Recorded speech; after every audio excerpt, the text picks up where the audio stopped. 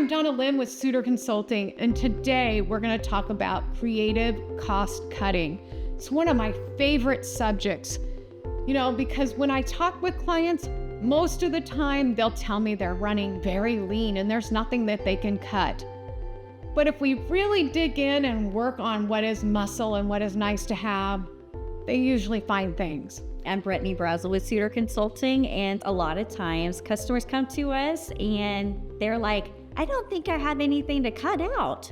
How is this possible? And we're like, well, let's dive a little bit deeper. I had a client recently that's an event planner, and her husband was doing the books, and he was so well-intentioned, but it was really hard to decide how she would be able to cut expenses because the expenses were categorized so inconsistently.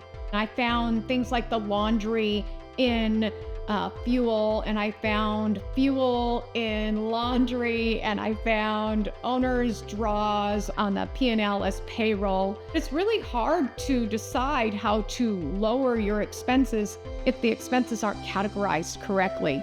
So the first thing we have to do, go through the books, categorize everything in its right place.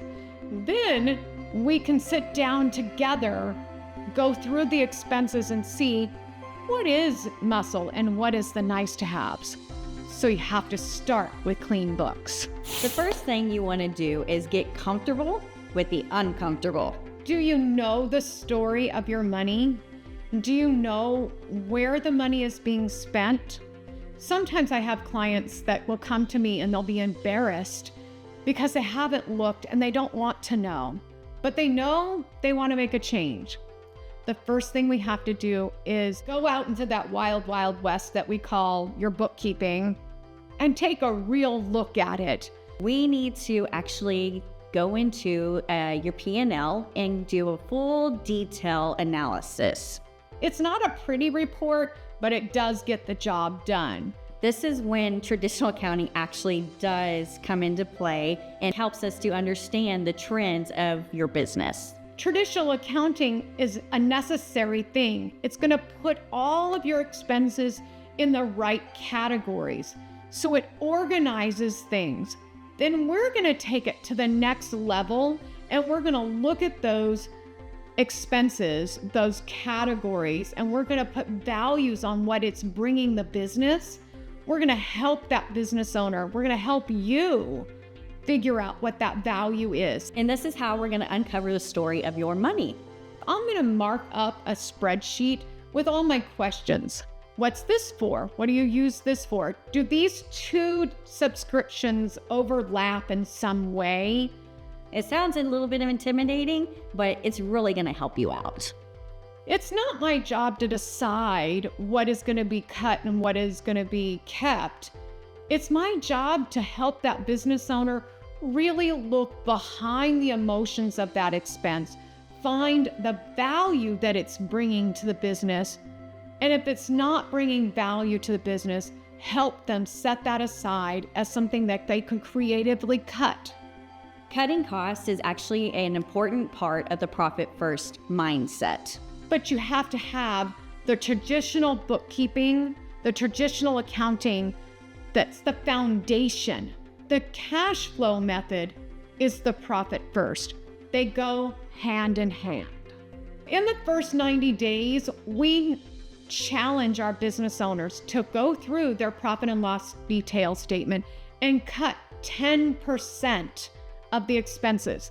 And the reason we do that is because when we do a profit allocation rollout plan, we know in the first 90 days that it has to be really small in the profit and the tax and all those allocations that we're doing, because we need to create some capacity, some space. So when we get to the second quarter of the program, we have already cut 10%. Now we can get really creative and aggressive on what allocations we're going to do. Now the program can really start to take off. What is your business really telling you? A lot of times when we have a loss, it's telling you that you're spending more than it can handle. Don't be afraid of the story.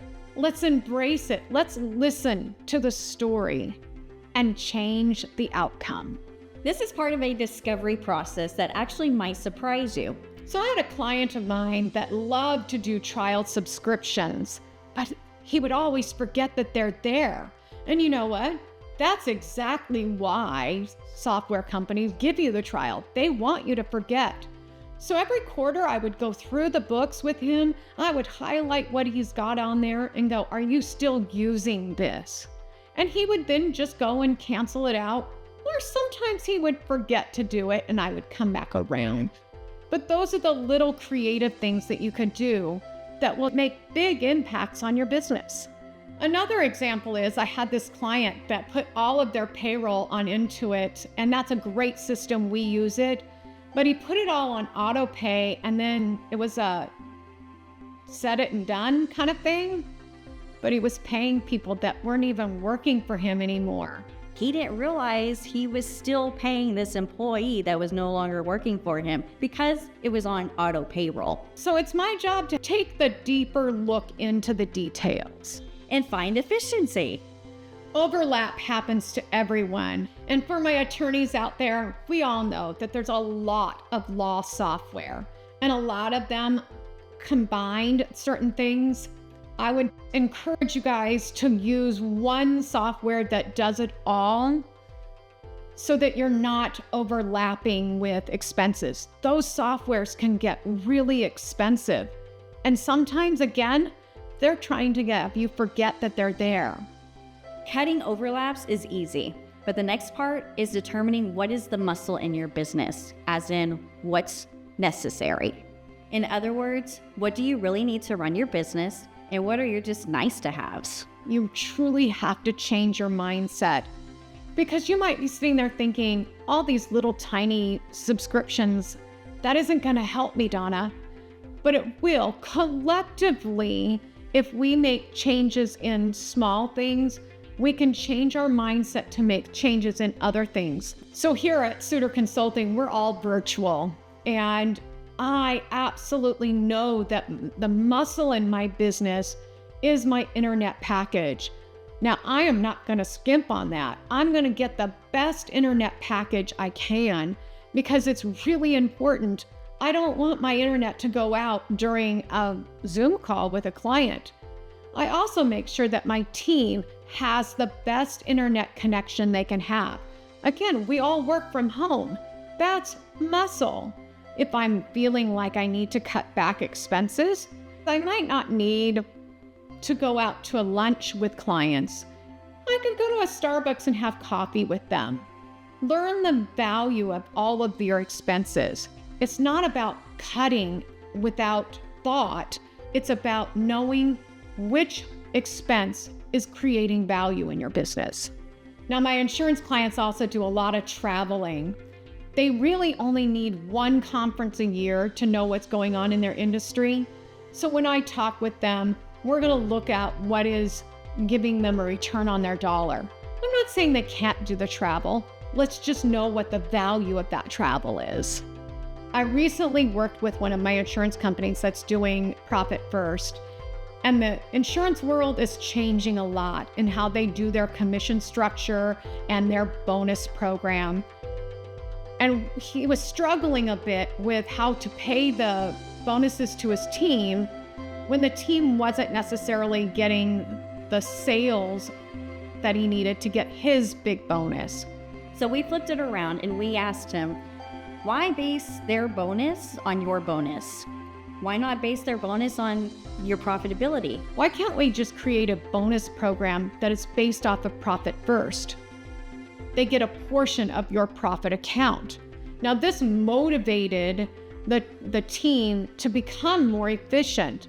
It motivated the team to do the sales and to really work at getting people to sign up for the insurance programs that they offered. Because they knew their bonus was actually tied to the profitability of the business. That turned things around. That gave the team a lot more morale. It lowered turnover for him, and he now knows that the profitability of the company is stable. He's not giving bonuses when he doesn't actually have the cash.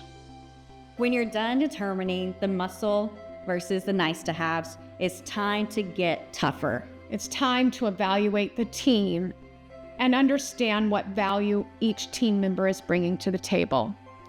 Now, I'm suggesting that we evaluate them and then we start talking to them about what they need to improve on, what the goals are. We need each team member to know what value they're bringing to the table, as well as you knowing what they're bringing to the table.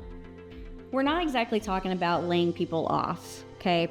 What we're talking about is finding organization in your team. We want to take on more business, so we don't want to lay people off. We want just people to become efficient. What we're talking about is finding the strengths and weaknesses within the team that you have. And this is what I call team efficiency. They own a little bit of their jobs. So I sat down with one of my immigration attorney clients and asked him to talk to me about the workflow from the marketing and sales all the way to delivering. And as I was listening to him speak, I was curious about how his attorneys, the case managers, were doing federal expresses. That's kind of a clerical job. Now, immigration is often a flat rate to do the case. So it would be more efficient to have a clerical person doing those federal expresses so that the attorneys can take on another case. Efficiency can sometimes just be moving a specific task from one person to another. It's not necessarily about cutting people as much as it's about becoming more efficient with what we have so that we can take on more business without adding headcount. Sometimes the situation is dire. And last year I was working with a client of mine, and when I was looking at the books, I just knew she was going to go into bankruptcy if we didn't make a change. So I finally had to look at her and say, you're going to have to lay somebody off. We took a look at all of the job descriptions, decided what we could lay off because maybe we could offshore it. And that's exactly what we did. We offshored the accounting.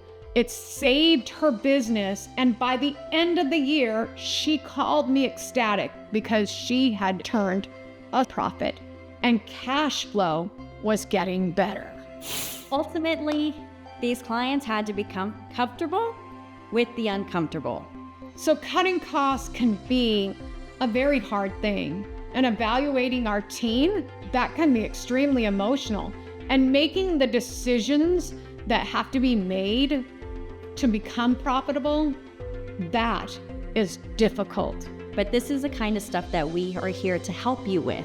If you'd like to learn more, go to our website and download the first 2 chapters of Profit First, or schedule a discovery call. And also, don't forget to subscribe to our YouTube channel.